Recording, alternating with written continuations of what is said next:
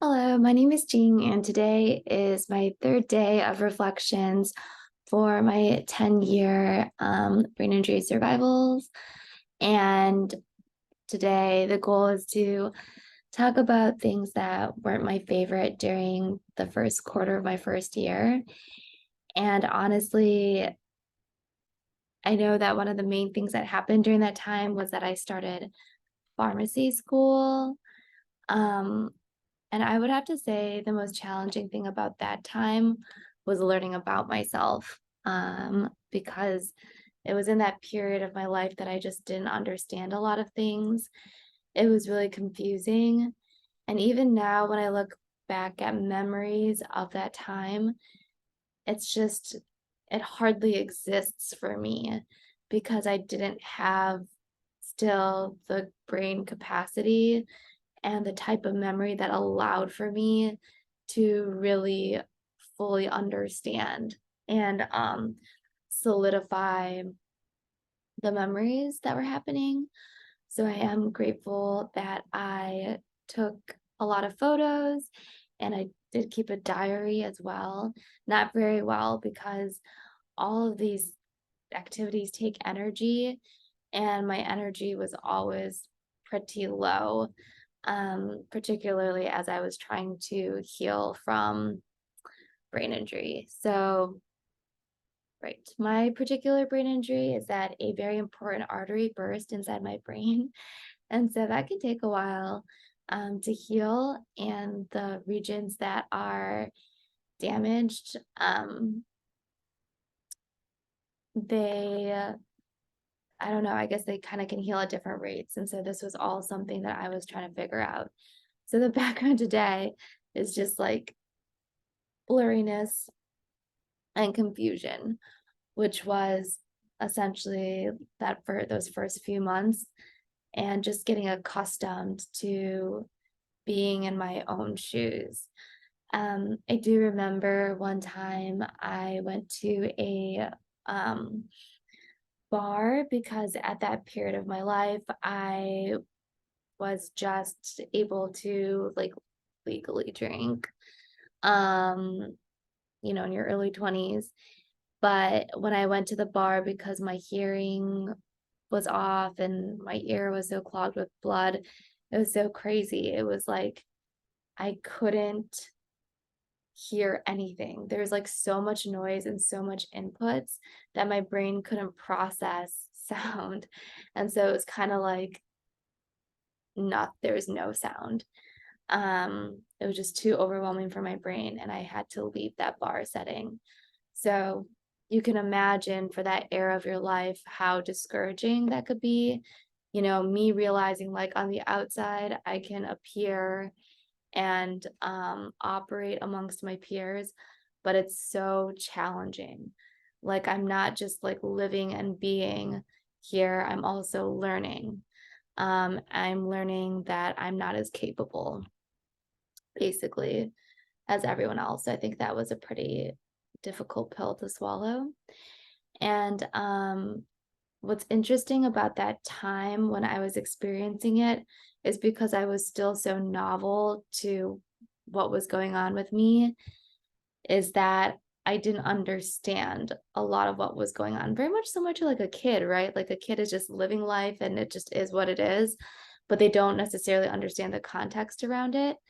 And that was very much my circumstance as well, as I just simply did not understand the context of things, but I did know that my context was different, that I was basically living and experiencing life differently, even though I was in the same setting as other people. So, for example, I remember being inside a garage basement with a bunch of cars, and the exhaust smelled like French fries or something to me, which was confusing to me that I even knew what French fries was. But basically, like I mentioned in a prior video, it's like my past memories were still accessible to me. It was just all very, again, I just keep saying the word confusing because that's what it was. It's like my past and my present life were still present and blended, but like fading and changing.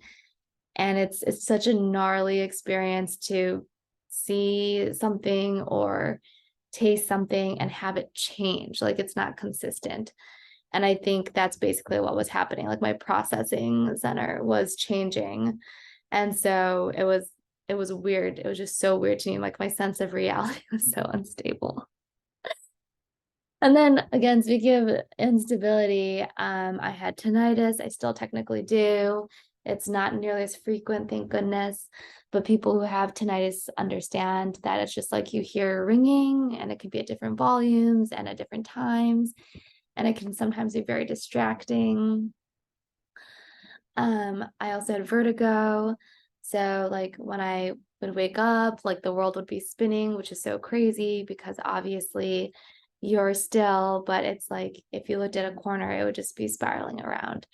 So something I was really at risk for was falls. Um, because, you know, if the world is spinning, your body can't really handle being upright. And again, mentioning that I'm a right-sided brain injury, so vestibular side was damaged. So it's kind of dangerous, right? Like if you fall and not in a, I guess, secure manner, then you can actually incur more damage. So that was tough in my first quarter. It was also tough in my first quarter, and I did mention this, I think, in the last video blog that I was so restricted in what I could do. Like not allowed to sleep too much, not allowed to watch TV, not allowed to, I couldn't read because the words would move around. It was just such a, things didn't taste like anything.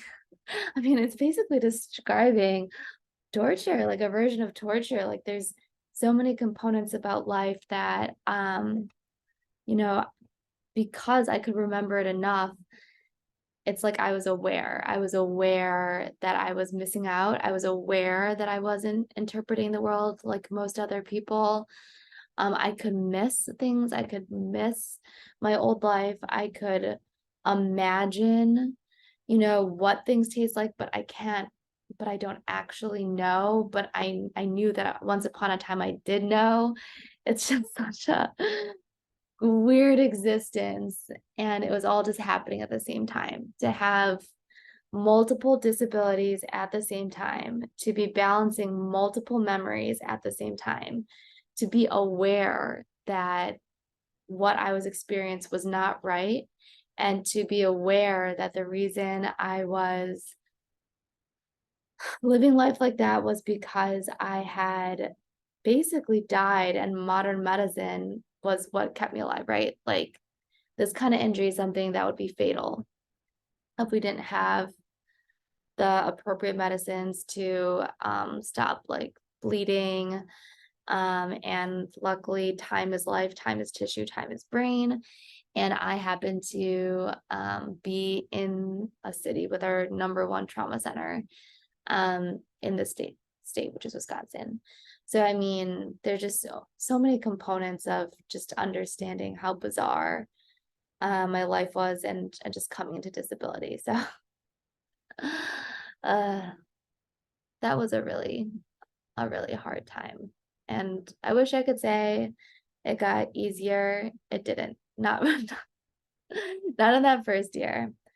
Um, but I guess to be encouraging, and I just want to, you know, be empowering and at the end here, um, is that despite all of these hardships, what I didn't realize at the time what was happening was that I was learning how to be super self-aware. And being aware of yourself and just understanding yourself and taking that time to do it really, I think, does benefit people overall in the long term. There's so much science to demonstrate that self-awareness is a very powerful skill for people to have. And because I was coming into the world and I was very confusing, it really forced me to learn, I guess, problem solving and just being very attuned to things and trying to piece together, you know, how things worked. And because my mind kept shifting things, I really had to um, be good at being flexible, imagining things. So it kind of builds a grit inside of you if you can persist, which you can clearly. I mean, it's possible. I just want to remind you that it can be worth it in the future. The journey is tough.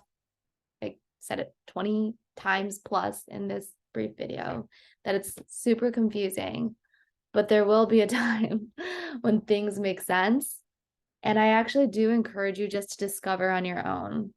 There's so many self-help books out there. I definitely recommend like using, the guides and the internet and the things that are available to you to make it, not so unbearable, because it's going to feel like you're swimming in the ocean. It's not like you just got pushed into the deep end. You're like in a full-blown ocean.